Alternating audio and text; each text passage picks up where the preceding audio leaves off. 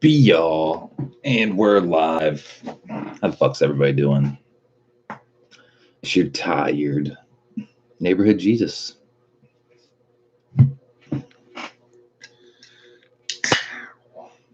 So I'm thinking of getting an ingrown fingernail, which is a first for me. Shit hurts. Feels just like ingrown toenail, but on your hand, which is equally as bad.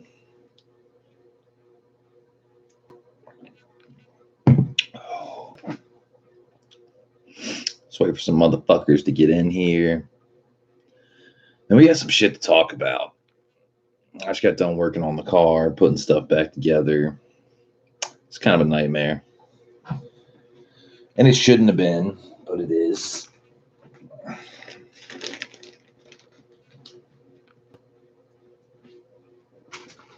It's definitely time to have a smoke. It's definitely time to touch base on some shit.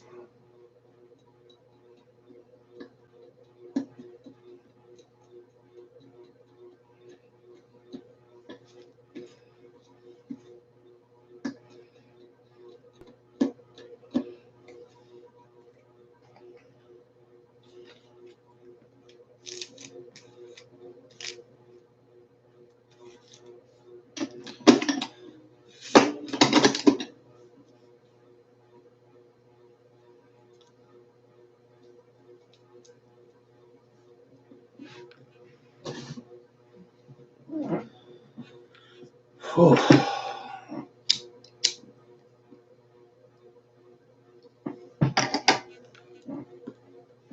Let's wait for some bulls to get in here.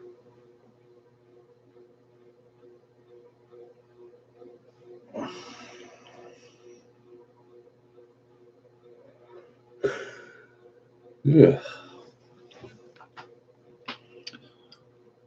But yeah, the game plan is changed. Honestly, I'm already to the point where I'm like, this Flex Seal thing. I don't think it's gonna last long because fucking. I was checking in certain areas, like you're getting in and out of the car and stuff. The floor is good because I think I put enough of it on there and I sanded it down good. But then there's like certain areas that are already starting to like kind of like chip away, like the rubber's chipping away. So that's not good. I think it'll get to the point where it'll keep chipping away and keep chipping away. The good news is if it chips away, it's really no harm, no foul. You're going right back to what the car was underneath. The only difference is I've sanded it down. So I think what we're going to come to is that spare tire well, that area. I'm thinking we just fucking paint it. I'm thinking like, man, once I get my compressor and I get my my fucking paint gun and stuff like that, I think that's something that you could paint on your own. You don't need to like take it and professionally bake it in a booth. Most people are painting their shit themselves. So that is one aspect of it I could do. But I got to make sure to do as much as I can to like, fucking prep. See, that's the problem too. I think if I could just get over to the shop once the shop's built and do it that way in the booth, we wouldn't have to worry about cold temperatures because cold temperatures equals a fucked up paint job. Like you need to bake that shit. That's what it comes down to. So if I can prep it, get it all ready, and then just paint the parts you're gonna see. You know what I mean? Like you don't need to paint unless you're not running carpet. There's no need of painting the front floorboards and the back seat where there's gonna be seats. I say just paint it up to the spare tire well, a little past the strut bar so it'll all look nice and everything.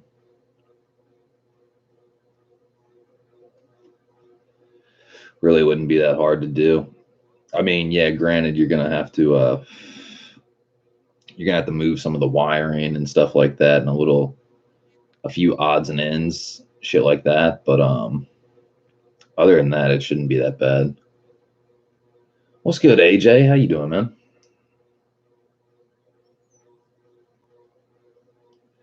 How are you? AJ says I just finished watching Joker. How was it, man?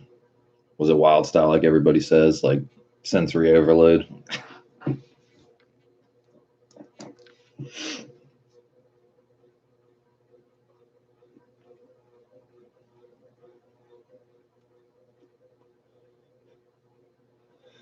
AJ says incredible movie, very deep movie. Damn. Okay.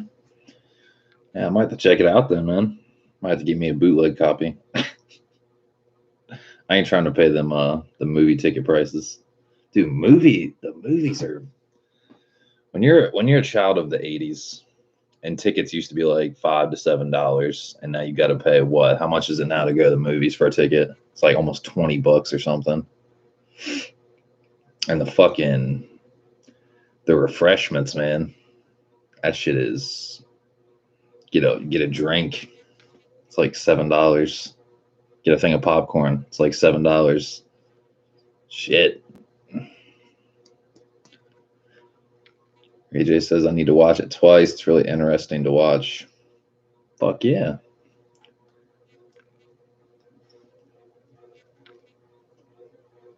He said the movie reminds me of Hannibal. Damn, so it is deep. Yeah, it's wild. So I take it Joaquin Phoenix's performance was as good as Heath Ledger's, or how would you rate it? Like the last Batman with Heath Ledger when he was the Joker, how would you relate it to Joaquin Phoenix playing the Joker? I heard people say that it was almost like he was trying to emulate Heath Ledger's style when he played the Joker.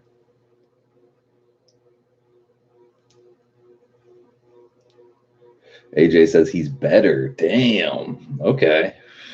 Damn, I might need to see this.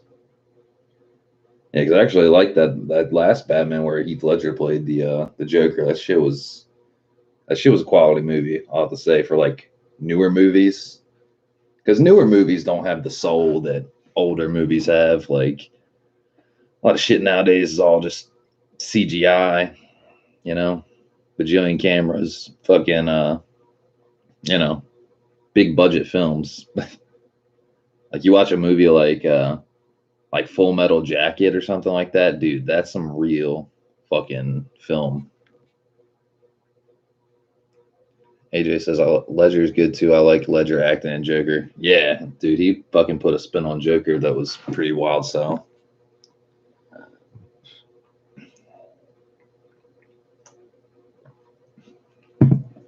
honestly, pretty much all the Jokers that have in Batman movies, like the people that get to play Joker, like Jack Nicholson, that was pretty good Joker.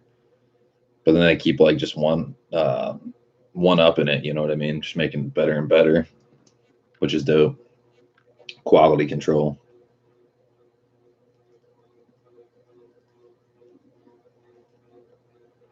AJ says, I felt really bad for the Joker after I seen it. I can almost relate to him. Yeah, that's the thing about like psychological trauma. Like, yeah, people do fucked up shit, but I always ask myself, like when you see like I don't know, some like mass shooting on the news or something like that. I mean, don't get me wrong, it's horrible. It's fucking horrible. Like people dying and stuff. But like my first question is like whenever I see that happen on the news or something like that, or some crazy killer or something like that, the first thing that pops into my mind is what drove them to do this. You know what I mean? Because it's not normal rational thinking. Like a normal rational human doesn't want to kill other humans. You know what I mean? So like I always like think like it's not like a question of like why these people have to die or something like that. It's like what drove this person to do this? That's what I always think. I don't know. Before I got into like really deep into like music and like cars and all that stuff, like at one point I wanted to be like a psychiatrist because that'd be crazy. Like I don't know.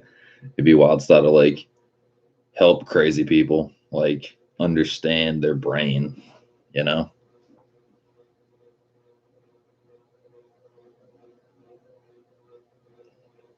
AJ says, good question to ask. That's what the movie was highlighting of how he became Joker. Ah, wow. The backstory.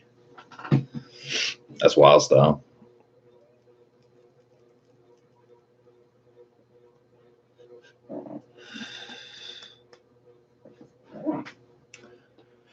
Yup. Fucking dude, it was not an eventful night in the garage. Fucking always feels like one step forward, two steps back, I swear. AJ says his backstory is very crazy. Damn. Damn Gina. Yeah, fucking I don't even know how to describe it, man. Like I just feel like I'm going backwards or something when I am going forwards, but it's fucking car project, man, I swear. Like finding fucking rust in the floorboard.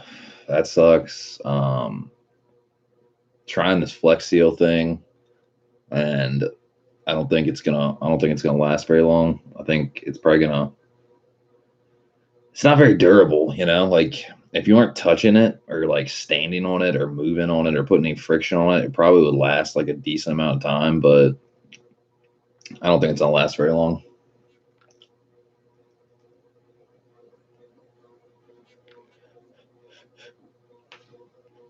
And I took out my fucking battery, the one that's relocated in the trunk.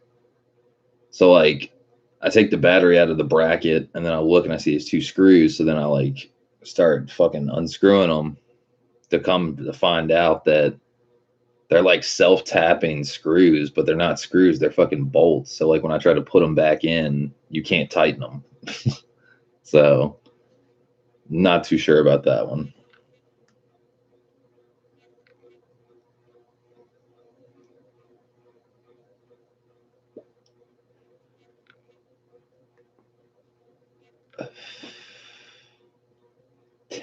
AJ says, get a Batman car.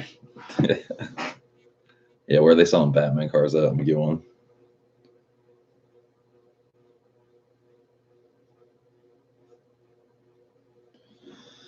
But yeah, fucking go to Dubai. Dude, Dubai is crazy. Dubai is like abandoned cars. Like we're talking like supercars and like all kinds of like exotic cars that are just abandoned. That's fucking crazy. You could literally just like, dude, if you had like a cargo plane, you could just go to Dubai and probably like just like jack those. Yeah, I was watching I think it was Vice or somebody had like kind of like a mini documentary about that. I don't even remember much about it, but I remember they're abandoning cars in Dubai.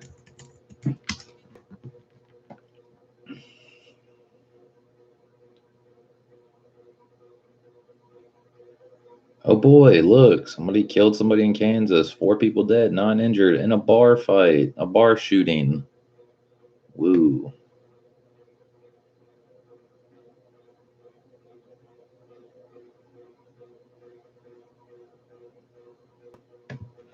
Abandoned supercars in Dubai.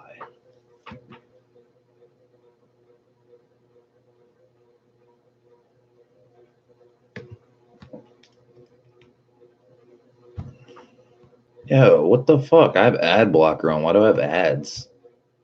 Dude, don't tell me that. What's up, guys? Big Clyde 34 coming at you today with a video that I kind of wanted to make because I have always seen these abandoned supercars lurking around on the internet, and I was wondering where they came from. So I looked it up, and it happens to be that a lot of these cars are coming from Dubai, and the reason behind why they just get abandoned, cars that cost hundreds of thousands of dollars, is actually really strange. If they don't want their car, they need to email me. Roll that intro real quick, though. Fuck your intro. This video if you enjoy it, and subscribing to the channel to see more like it if you enjoy it. No. Get to the video. Fuck your intro. Of supercars being abandoned. And we're not just talking about low-end supercars. We're we're talking about cars that are hundreds of thousands of dollars, even approaching $1 million in some cases. That's like double, triple, 4 times the average American house price, just abandoned. Fucking Enzo Ferrari just like chilling. That's almost a $2 million supercar.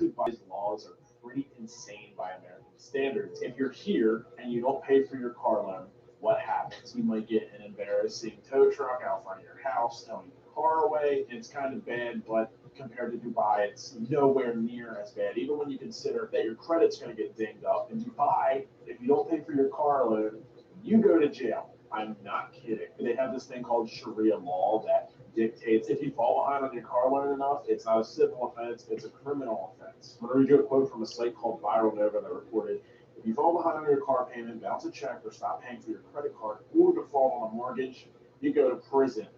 There's no such thing as bankruptcy there. And the compound Damn. thing that I read was up until last year, they didn't even have a credit agency or bureau or whatever we have here. Well, I agree that sometimes in America, some of the things that they judge your credit by are a little bit funky. Just imagine not having any means to do that and being Man, fuck Sharia law. That's wild stuff. In Dubai, it was incredibly easy to get a loan up until 2017. I assume that because they put this in place, it's a little bit better now. But apparently, stuff like this is still happening every day. You can kind of see how maybe that could make a little bit of sense on the surface. I mean, it would really make people be incredibly Skyline R34, just chilling. Because you know it as well as I do that there are people here in America who borrow money who have no business trying to borrow that money. AJ says, do you watch That Cannabis Show on YouTube? Oh, I haven't seen that. But when you dig deeper into it, you understand that going to jail isn't necessarily an equal punishment for such a crime. Then when you consider the fact that something like a bad economy or recession could happen, just think about it. They always go live. Well, I'm assuming it's about weed. Looking at jail time, if that was the case here. What it all came down to over there is the fact that people were trying to keep up with the Joneses.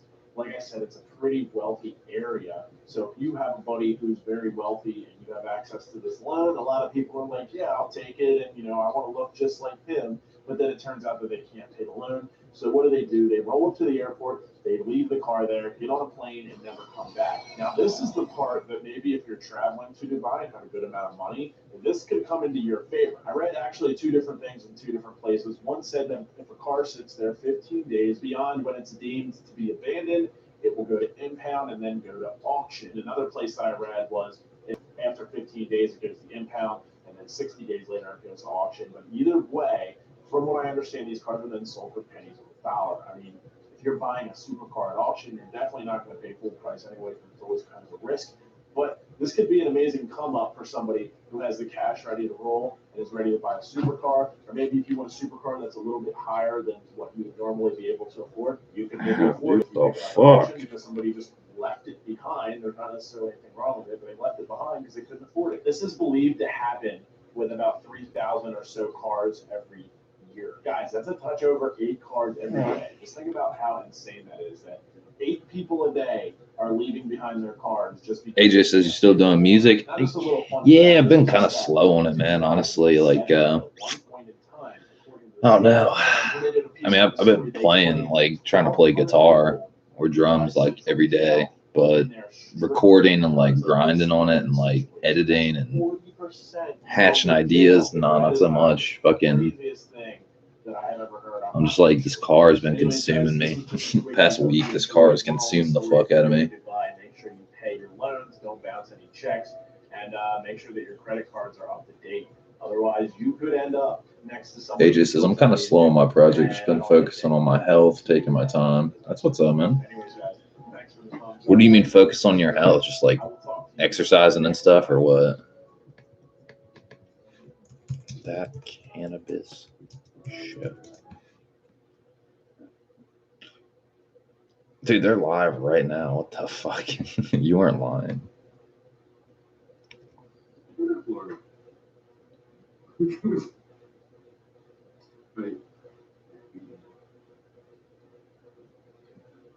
Happy Born Day, bro. I mean, I'm sure partly we'll get a cake. I already made him cake. It's already at his house. It's on the way See? there. It'll be there on Friday. For See? his birthday. Some When he fucked up wakes shit. up, it's gonna be there. Yes, sir. You are correct, Ice cream partly cake. correct. You are correct, partly cloudy. Partly cloudy. People's party. Welcome to the old people's party. What's up, Sir Locke?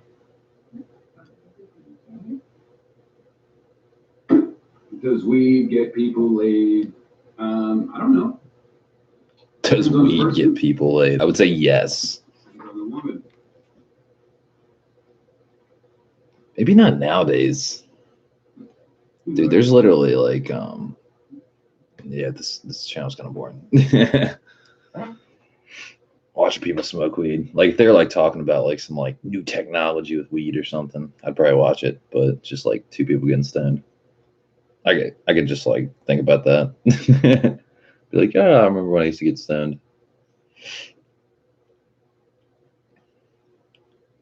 AJ says exercising and eating right. Hell yeah.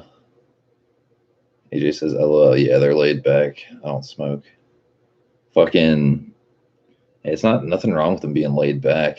It's just like fucking, I don't know. I get bored with weed culture. I've been there. I've done that. Like, people are like, dude, I can smoke hash. Like, there's this hash. It's like, dude, there was hash fucking 15 years ago. There was hash 1,500 years ago. It's nothing new.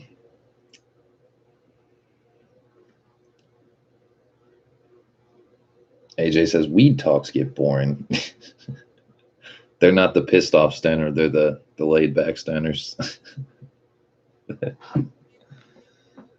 Dude, my fucking finger, man. I feel like I'm getting a fucking ingrown fingernail, which I've never had. I don't understand it. AJ says I tried to make them change subject by asking them. What'd you ask them? What'd you like? How'd you try to change the subject? Were you like, chivalry ain't dead? I'm just guarding my own wallet.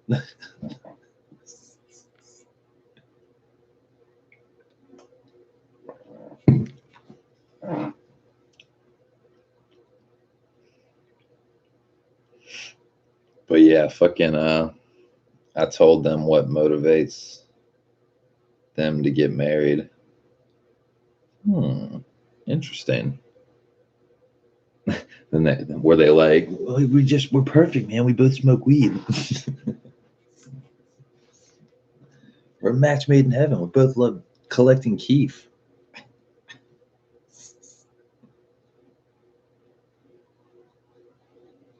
AJ says, yeah, that's the answer. Was it really? Oh my god.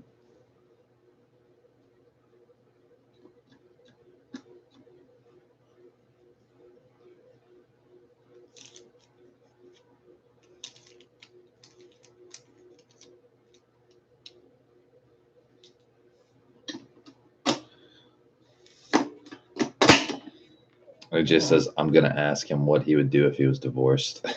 Be like, I'd smoke a fat one, man. Get my mind off of it. What would you do if you stayed together? I'd smoke a fat one. Keep my mind on it.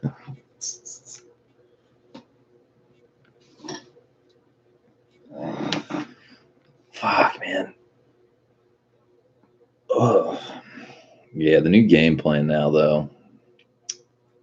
I'm gonna have to start prepping down the car, fucking getting that bitch hit with some 500 and fucking just going to town on it, trying to make it prepped, ready for painting. That hatch area's got to get painted. It needs to get re-seam sealed, and it needs to get everything.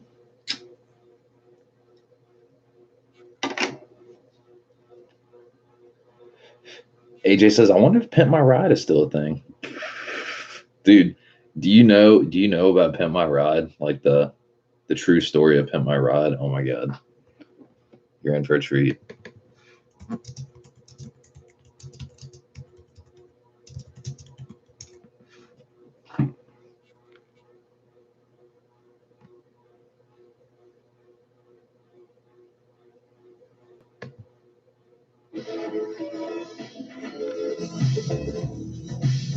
Oh yeah, funky track.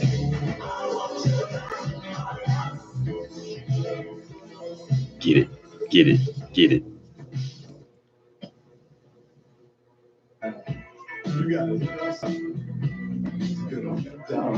Most of us remember MTV's Pimp My Ride from the 2000s as the show that turned hoopties into extremely customized sports cars in a matter of 5 days, and the car owner lived happily 5 ever days. after. Yeah, right.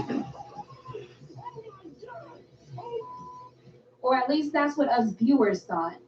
From allegations of fat shaming and mechanical issues, here's what Fat really went down shaming. with the contestants on Pimp My Ride. Pimp My Ride made its debut on MTV in 2004 and ran for 6 seasons until 2007. The show was hosted by rapper Exhibit, and each episode consisted of giving cars makeovers with outrageous and unnecessary upgrades that matched the owner's personality and personal interests. The episodes were only 30 minutes, but in that time frame, you were given a tour of the hoopty, saw the customizing process, and witnessed the big reveal to the car owners. But after the show stopped airing, the contestants started opening up about their experiences on the show. A few years after the show ended, a contestant named Justin said in a Q&A on Reddit that it actually took 5 months to complete the car. The cars would be in the shop for 6 or 7 months, and the contestants had to rent cars at their own expense. Fuck. Some contestants had a hard time renting vehicles because of their ages. The cars appeared to be in the shop for a few days, but in reality, no car could be upgraded that much in such a short amount of time, especially when parts had to be ordered. True In story. 2015, the Huffington Post interviewed 3 of the contestants, including Justin, and they all made surprising allegations. When the show opens, it follows the backstories of the car owners. The audition tapes and backstories of the contestants were either made up or exaggerated. A 25-year-old contestant named Brooke said that the producers told her to say that she was actually 22 years old and was a movie fanatic in her fake audition tape where she begged to have her car pimped. So please, MTV, Pimp My Ride. Brooke also said that they didn't So even use her corny. real home in the scene where Exhibit showed up to surprise her. MTV allegedly rented houses for the show, and the contestants were supposed to wait inside for the knock, then open and be surprised. Seth, a heavy-set contestant, said that the producers mocked his weight and dumped bags of candy in his car and told him to say that he kept candy in case he got hungry. Oh, As you can see, I like to have some candies every once in a while. You never really know when you want to have a snack. They even installed a cotton candy machine in his car once they upgraded it. they said this motherfucker's fat, so we're gonna make him have Another candy in the contestant back. We're gonna named put a Jake cotton says that the candy producers machine in threw the a trunk. bunch of cigarette butts in the car once he mentioned that his grandmother smoked in it. Is the cigarette butts. You smoke? No, Grandma did. Jake also alleged that a producer suggested breaking up with his girlfriend or leaving her off the show to go with the storyline of him being lonely because of how his car looked. Justin said that they added aircraft remover to help with the paint removal and made the bumper look like it was falling off. I'm just gonna get picked. I totally trust Exhibit with my car. He'll take care of me. Although viewers saw Exhibit driving away with the contestants' cars, the cars, or at least some of them, got towed to the shop. A lot of the accessories and upgrades were removed from the cars after taping, and some of the electronics just simply didn't work. TV screens were almost always installed in the vehicles on Pimp My Ride. Seth told Huffington Post that the TV screens did not work after the show, and the LED lights mounted on the seats were warming up so badly that they couldn't be left on. The cotton candy machine installed in his car didn't have a dome attached, causing the cotton candy strands to fly everywhere. His gull wing doors were also taken off because the pistons that lifted them did not leave space for rear seatbelts. Contestant Justin had a pop-up champagne contraption and a drive-in theater added to his car, but it was removed after the filming. According to one of the show's producers, Larry Hochberg, the removals were done for safety. He said, "Sometimes we did things for safety reasons that the kids on the show interpreted as us taking away some items."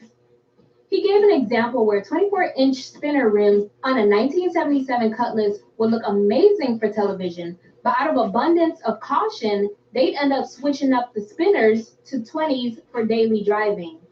The reactions to the car reveals were also faked. According to Jake, the producers had a long 10-minute talk with him just to make him more excited because he wasn't enthusiastic enough when he saw his car. He said, "I remember this very clearly. Big Dane, very big dude. He puts his arm around my shoulder, kind of walks me around the shop for 10 minutes, and he's like, listen, we put a lot of work into this. We expect you to be a little more enthusiastic." Contestant Justin also made the same claims.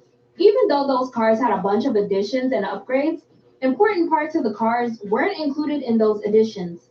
Apparently, the mechanical functionality of the cars wasn't given much attention in the pimping process.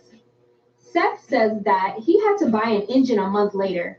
He said, for the most part, it needed a lot of work done to make it a functioning regular driver, which they did not do. They added a lot of extra weight, but didn't adjust the suspension to compensate, so it felt like I was in a boat. And every time I hit a bump, the car would bottom out and the tires would scrape inside the wheel well. Jake, on the other hand, said that they installed a fake exhaust pipe to fake the sound of the car when he actually needed a muffler. He sold the car a month later. As for Justin, after expensive mechanical work, the car would catch on fire a few years later. They fucking caught his phone. Go back. Look, this shit is on. For Justin, when he actually needed a muffler. That shit is on fire. Larry Hochberg says, it's not accurate to say that we didn't work on the mechanics of the car, and that the contestants on the show had a misconception of what had happened with their vehicles. As he explained to Huffington Post, some of the cars were so old and rusted that they would have mechanical issues no matter how much work he put into them. And the production team and the car shops worked their butts off to get parts for these cars. To get parts? The casting director of the show said that they never set out to fix mechanical issues in the cars in the first place.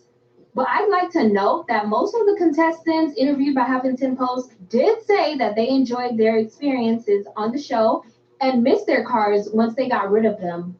One of them said, before then, I was just a kid. I was shy. I was really shy, he said. And then, it's sad to say, but being on the show gave me some confidence, and it made me the person I am today. I'm the most outgoing person you ever met. The show's producer, Larry Hochberg, also AJ says he enjoyed working with them. Messed up. Thank God I'm not on the show. There were so many great kids on the show, and it was fun to give the cars to all of them. But guys, no matter how you cut it, there's always going to be some type of scripting on reality television. I can't even say I'm surprised about all of these allegations. What do you guys think? Go ahead and let me know your thoughts in the comment section, and make sure you like this video and subscribe for more content. Oh, good God. Fucking pimp my ride.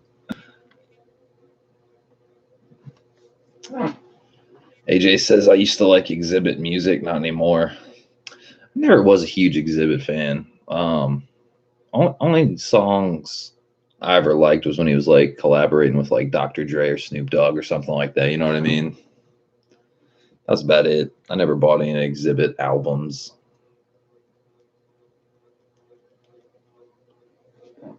True story.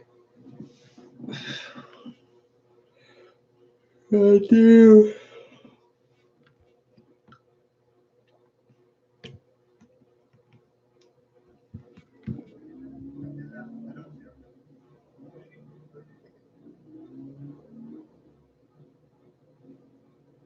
Sounds like DMX a little.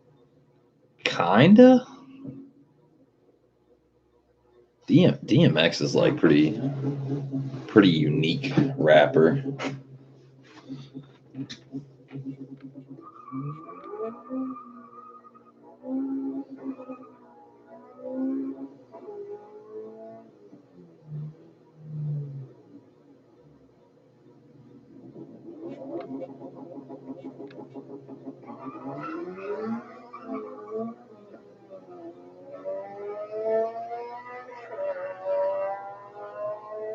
He just got gapped. Damn, Gina.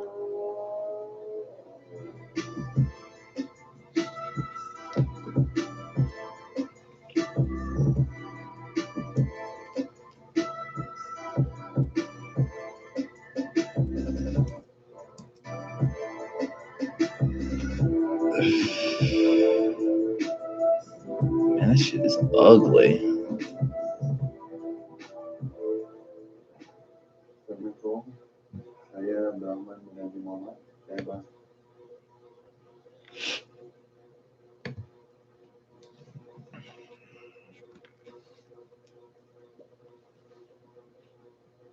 AJ says I was on a stream with the Filipina the other night. What's their channel all about? What kind of content is that?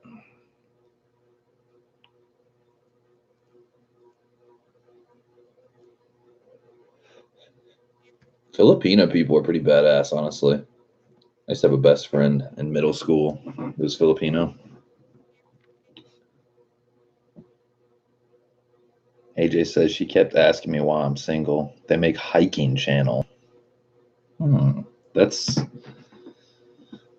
I don't know how I feel about that content. I mean, I guess for like vlog type stuff, I mean, that's not the worst thing in the world. But I don't know.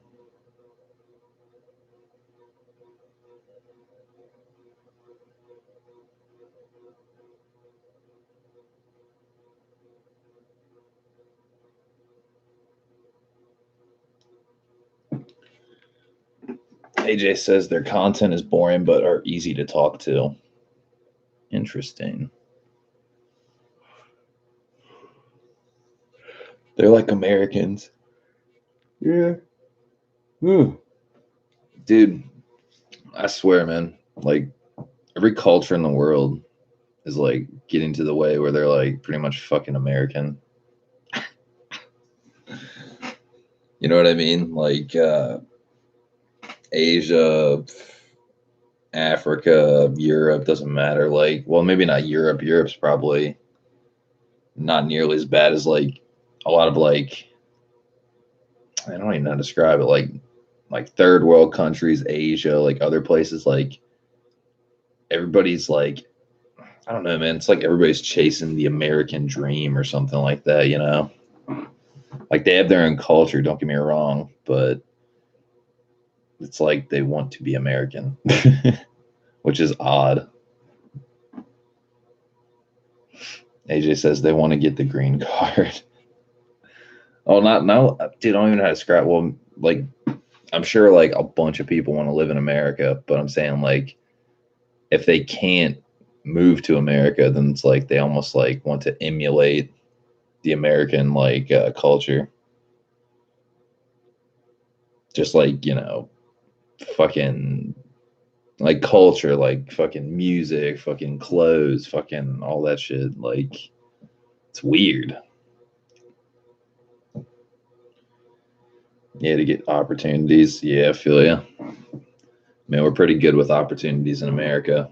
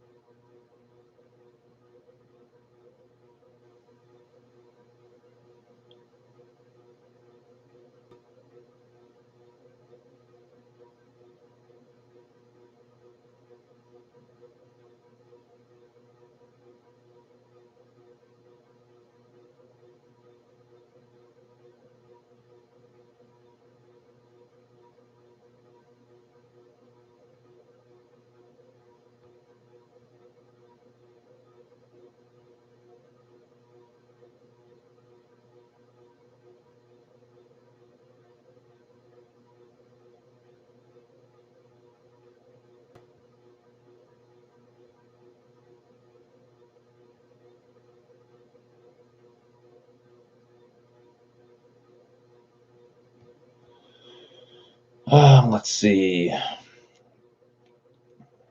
AJ retracted some messages. He says, if I ever visit, I will never bring them in America. I'll bang them in their country.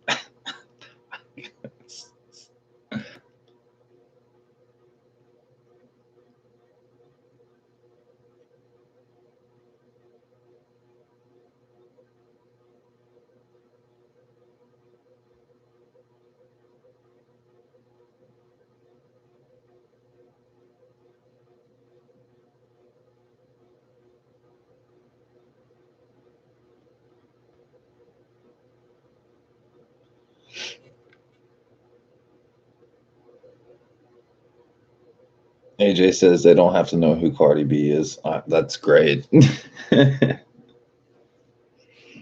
I'm all for that.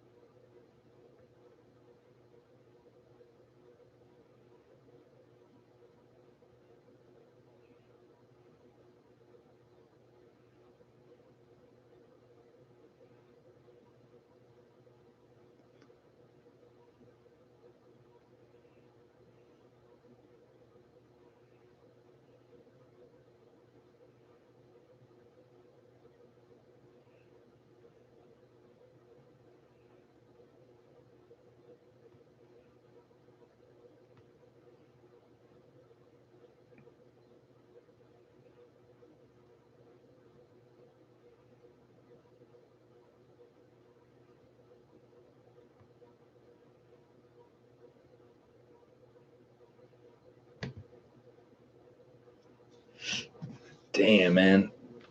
I need a fucking shop to work out of.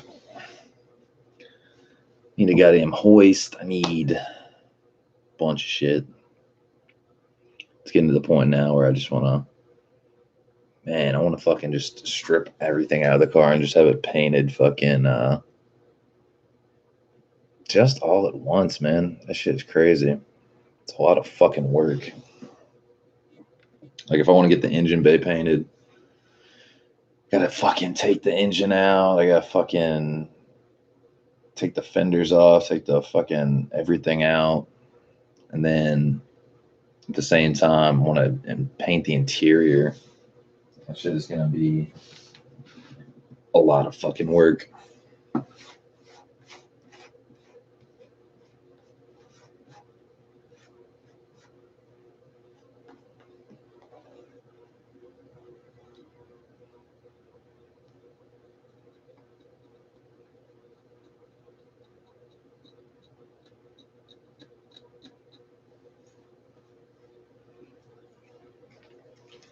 AJ says, I feel you.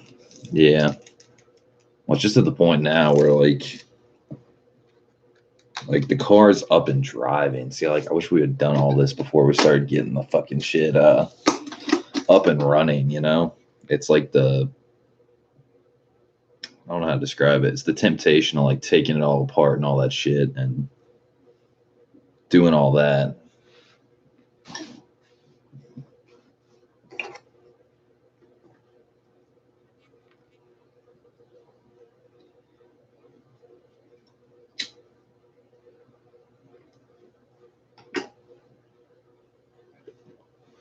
AJ says, I'm surprised you don't have more people here on the chat.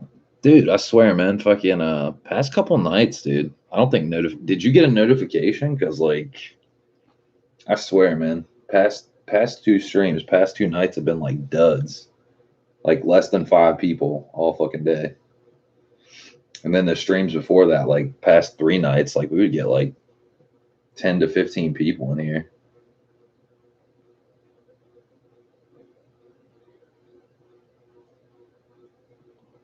Which is wild style. AJ says, I got notified from your recent videos. Like videos or streams, yeah. I feel you on the videos, but it seems like live streams kind of hit or miss. Counterfeiting Microsoft Windows landed me in prison for a year. What's this all about? 47 years in prison is what they wanted. $8.37 million worth of fines and fees is what they wanted. and a felony. They want to brand me a felony. I mean, I got in the way of the 28th largest company in the world. This giant stepped on it. I felt it. Microsoft has accused Eric Lundgren of creating thousands of illegal copies of its software. He argues he was only using it to extend the lifespan of old PCs. Microsoft took the stand and said, we think that Eric Lundgren infringed our IP and cost us millions of dollars.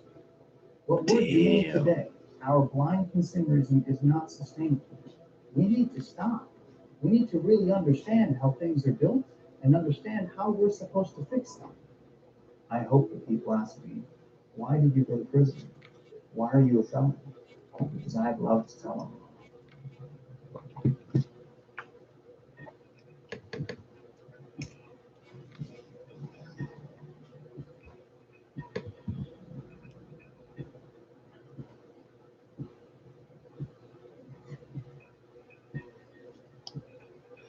Okay, so this fool, Eric Lundgren, is a prolific e-waste recycler and computer refurbisher. To cut back on computer waste, he manufactured 28,000 PC restored disks to give new life to old computers. He was arrested in a sting operation and sentenced to prison. Fucking Microsoft, dude.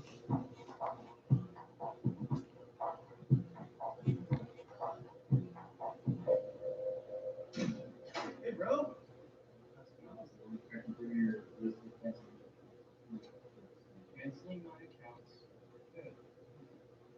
We also got the it's 12 and 1. You can't go before 12. Don't come after. I think you're allowed to go early to prison, Mom, just not late. Yeah, I think that's the rule. So. All I know is I need you to come in with me. I need you to take my fedora on the way out. My fedora. Would you like? Yes, sir. Preserve the fedora. Preserve the fedora. And when I get out, I want you to be there to hand it to me. And I get that back on and get back to work. That's my goal. Okay? This man's going to prison. He's worried about a fedora. Called Source Capital. We sourced all the parts and components that people needed to repair their proprietary things in America. Think of the automobile. You know, your automobile breaks, somebody takes it to a junkyard and takes all the working parts and builds new automobiles or fixes old automobiles with those parts. We don't do that with electronics. They're all proprietary. So we're just promoted and trained that it's all garbage. One little piece breaks, 1%, and that 99% of value we throw away with it. Fedora is So by aggregating all of this waste, the company that I founded in Los Angeles recycles 43 million pounds worth of e-waste every year. The United States is the largest contributor to electronic waste, which is the fastest growing waste stream in the world. To put it in perspective, 126 Empire State Buildings worth of e-waste are actually created every single year. And all of that waste, you'd think it would be recycled somewhere when we throw it in the trash. Wait. Say that. Empire State Buildings. 100 e-waste. Every year, 126 Empire State Buildings worth of fucking electronic waste. Like we're talking like old computer towers, fucking monitors, fucking keyboards. Like that's insane. Are actually created every single year. And all of that waste, you'd think it would be recycled somewhere when we throw it in the trash. No, 15% is recycled. And then 85% is either exported or put in the landfill, leaching harmful chemicals in our water table like lead, mercury, bromine, cadmium.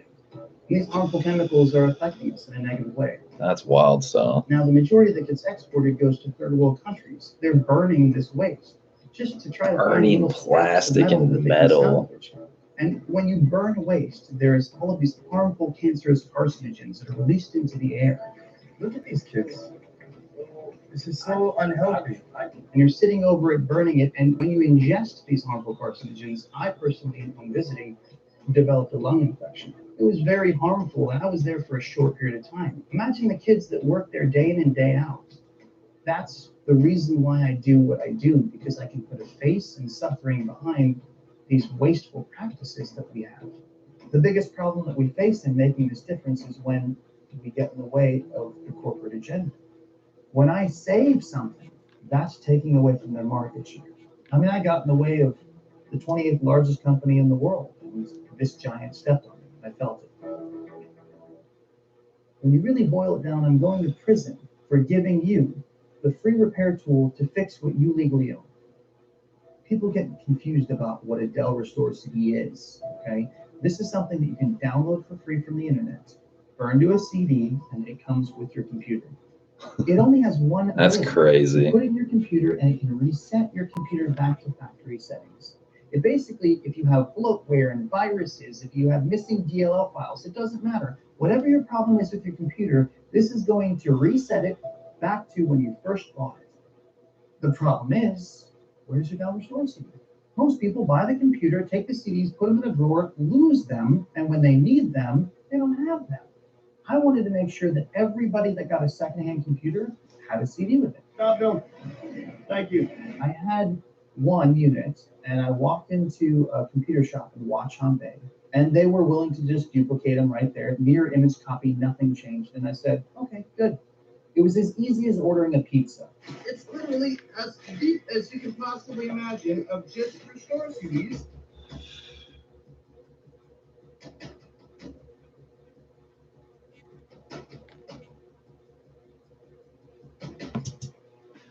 Mr. Lundgren failed to stop after being warned.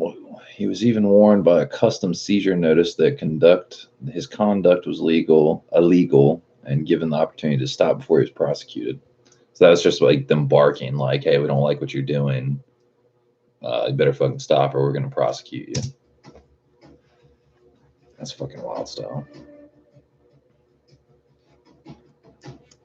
And I was out there telling refurbishers, you don't need to pay Microsoft for this. You have a legal operating system on there. You have a legal license. You're good. Here's the Restore CD. Go ahead and sell it. I get back to America. Don't think anything of it. 2 years in the United States, and all of a sudden my house is ready. Guys, guns, masks, door busted down. Microsoft has accused Eric Lundgren of creating thousands of illegal copies of its software. He argues AJ says Microsoft ain't loyal. Yeah, true story. He now faces up to 15 months in prison and a possible $50,000 fine. Apple ain't, dude. No corporation is loyal. You know what I'm saying?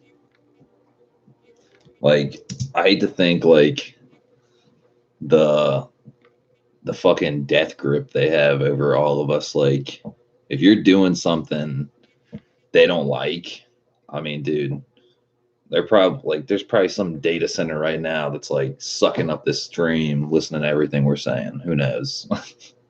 Google is a fucking powerful fucking machine. Like, their infrastructure is pretty crazy. Like, anything I'm saying right now is going into an algorithm, going into a text file, like speech to text, basically.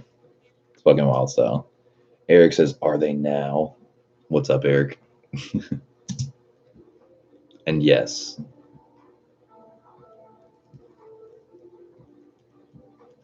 And they just said, well, what are you willing to plead guilty to? And I said, I'm willing to plead guilty to Dell Restore CDs without licenses. That's what I'm willing to plead guilty to.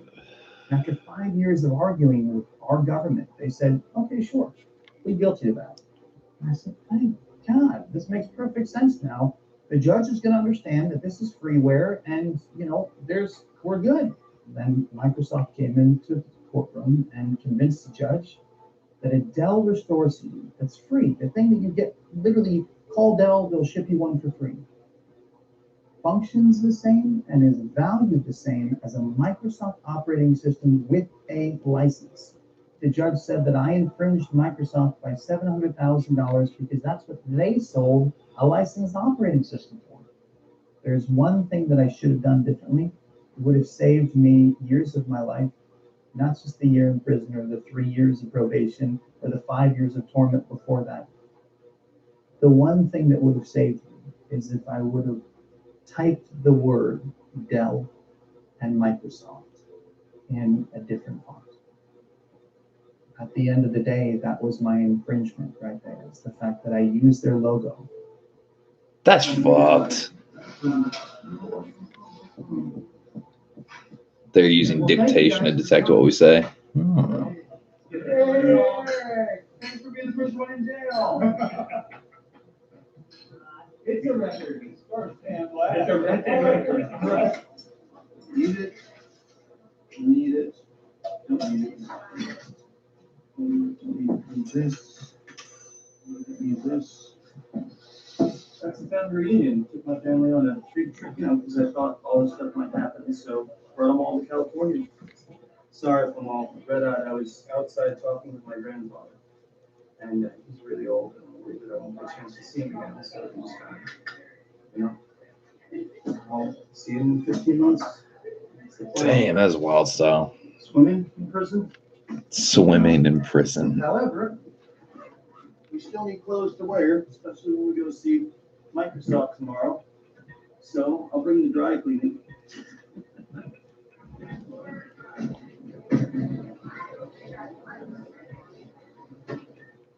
That's some wild style. Some people might think that it's pointless to go to Microsoft right now.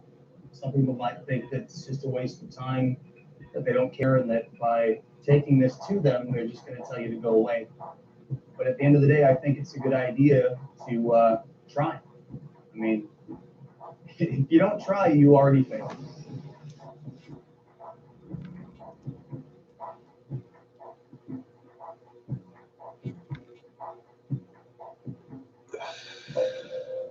The well-publicized case of Eric Lundgren, who's going to prison for distributing free-to-download software, is not the only qualm we have with Microsoft.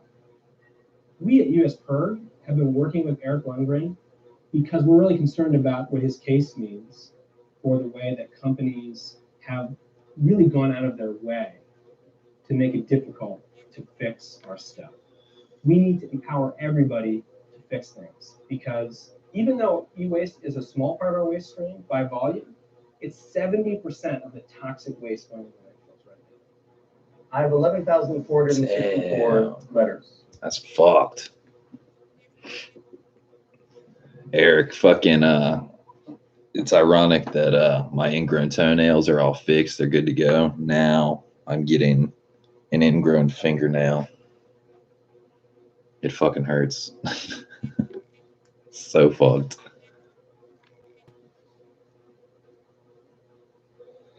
Not sure how that happened. And it's not like all my fingernails or anything. It's literally just this inside one on my middle finger. I don't know if I bashed it or something, or cut my fingernail too short or some shit, but that bitch hurts. True story. Oof. Fucking, yeah, you weren't here earlier when I was talking about it. Get fucked up and cut it out. Nah. Fuck that. Sounds like a painful time. Fucking, but I was talking about, I was fucking working on the car earlier. Dude, that Flex Seal shit, I don't know how long it's gonna last. It's in certain areas, it's already starting to chip away. Like, it's rubber. So like if you're getting in and out of the car, like climbing in the back of the hatch or doing this and doing that, it fucking peels away.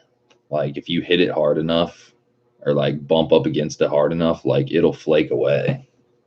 So yeah, that was a pretty big waste of time, I think. I mean, I think it'll help with like the trunk isn't so much the area. It's just like certain like trim pieces and like certain like around bends and stuff, like a piece of metal that's like that at the top of the bend, it'll chip away.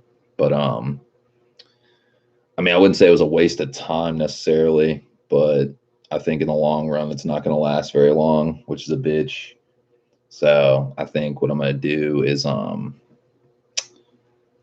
don't know. I think we're just gonna paint the spare tire well, like to factory spec. Like once the shop opens up, I'll just roll with like what I have now until, you know, next month or however long it takes to get the shop up and running, and then yeah, I think we're gonna pull the trigger on fucking painting the spare tire well, all the interior walls and stuff like that, and then the engine bay. I think that's my plan.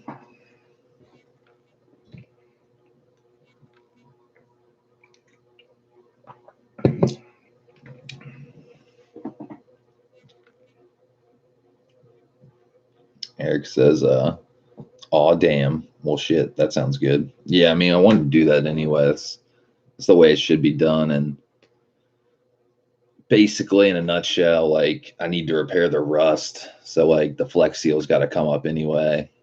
And then, fuck, what else? Just the engine bay, like, the engine bay is going to be the trickiest part because I got to obviously take the fucking engine out. So there's that. Yeah. I'm trying to figure out how man, I just need like a boatload more money, honestly. I need like another fucking 10 grand easily.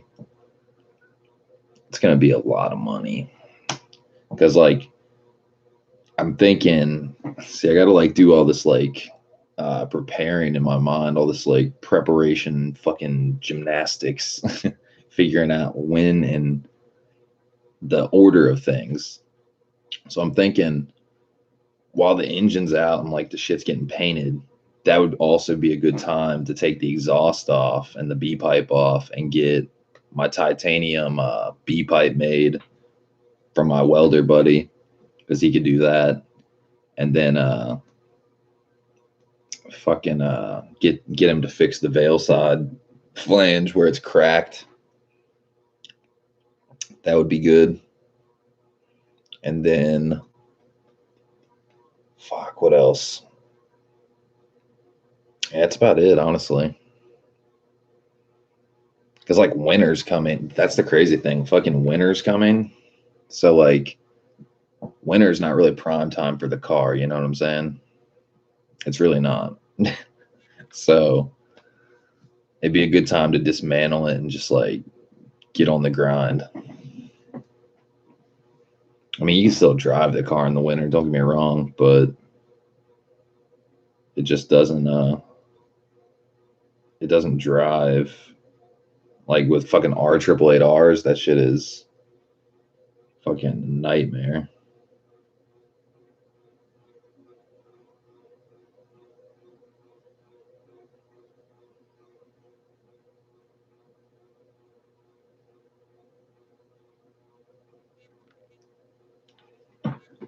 Eric says it is for cold air intake. Well, yeah, don't get me wrong. That part's good. But I'm saying like snow on the ground and shit, you know what I mean? I live in Virginia. I don't live in Florida. The winters here are pretty wild style. Like last winter we got snow quite a few days. True story.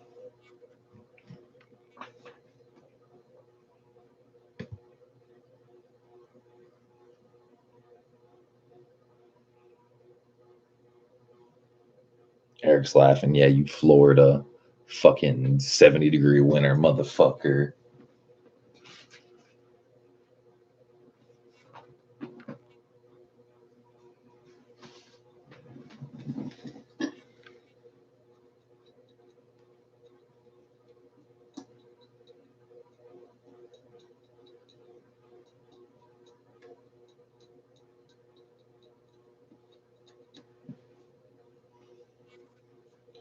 Eric says, I wish it would snow here so it'd shut shit down. Said, not on call today. True story.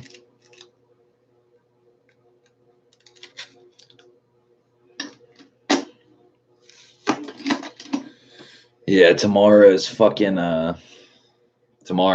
game plan. I gotta fucking go to like a hardware store somewhere and find some sheet metal self-tapping screws of a certain size, because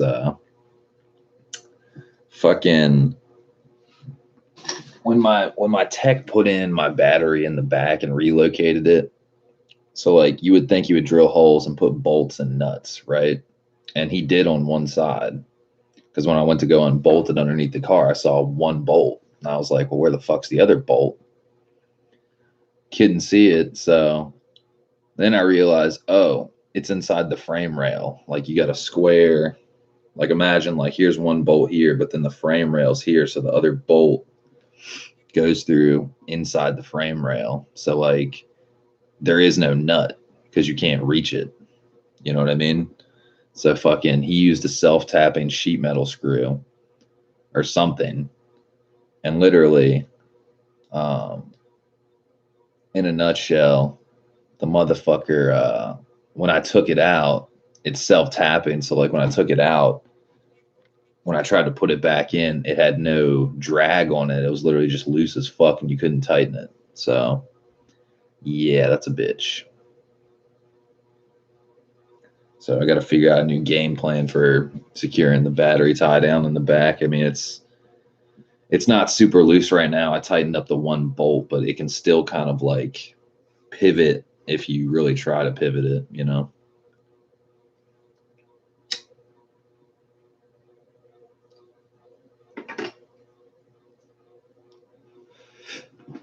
It's just getting to the point where I'm like, dude, I got so much fucking work to do this car. Like, I'm sure you guys look at the car and y'all are like, dude, that car's got so much work in it. It's like finished, or not finished, but you know what I mean? There's a bunch of work done to it. But man, there's so much more fucking work to do this car. Now I got rust repair on the fucking list. I need to fucking repaint the engine bay. I need to fucking repaint the spare tire well. I need to do a bunch of shit.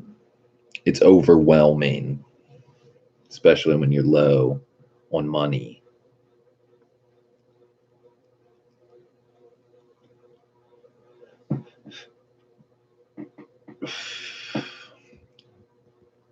But yeah, it'll get done.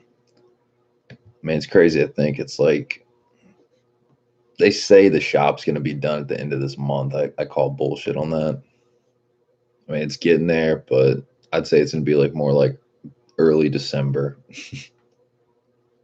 I'm thinking that's what it's going to be.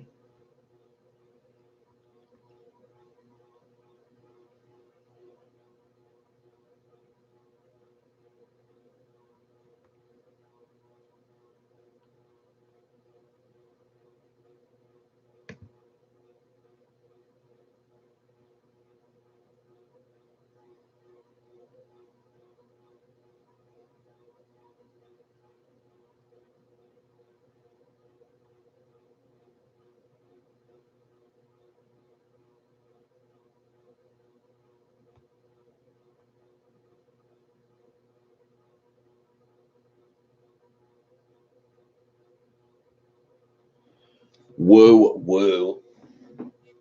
God damn.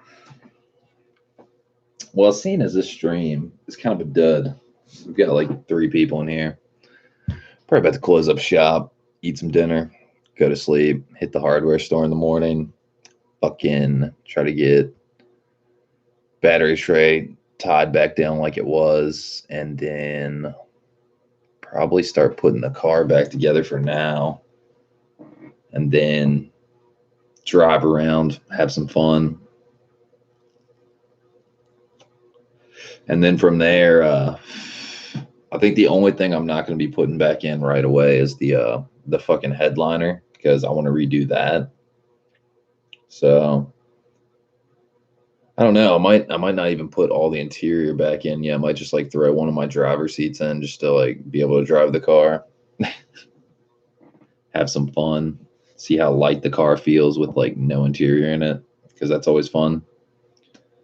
But thanks for watching, guys. I'll catch y'all later. Y'all have a good week, and be y'all.